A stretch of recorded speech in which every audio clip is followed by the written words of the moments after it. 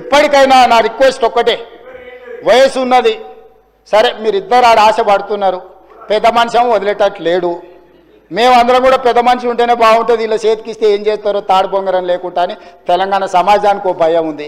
వాళ్ళిద్దరు పోటీ తెలంగాణ ప్రజల సావుకు వచ్చింది అధ్యక్ష.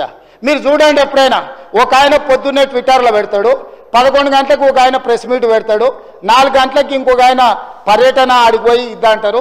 వీళ్ళందరూ చూసేవరకల్లా సాయంత్రం మేడం గారు అందరిని పిలిపించి సమావేశం పెడుతుంది. ఏం పోటీ ఇది? ఎందుకు పోటీ?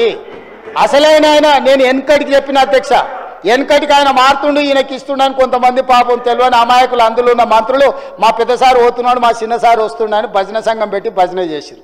నేను రోజు చెప్పిన ఈపులు చింతపండు అవుతాయని పెద్ద మనిషి వచ్చి చెప్తాడని, సరిగ్గా నేను చెప్పిన నెలకే వచ్చి చెప్పిండు, ఎవర్రా వాడు అన్నాడు, ఈపు చింతపండు అవుతుంది ఇంకోసారి మాట్లాడతాను. ఆయన మంచిగా ఉన్నాడు, ఆయనకి ఏం ప్రాబ్లం లేదు, వీళ్ళు ఆశపడ్డ ప్రయోజనం లేదు. ఆయన బాగుండాలి, 100 ఏళ్ళు ఆరోగ్యంగా ఉండాలి, ఆయన ప్రతిపక్షంలో ఉండే ఆయన అనుభవాలతో మాకు సలహాలు ఇవ్వాలి. వాళ్ళిద్దరు ఆశపడి పోటీ పడి పెద్ద మనిషికి ఏమైనా ప్రమాదం తెచ్చేటట్టున్నారు అధ్యక్ష.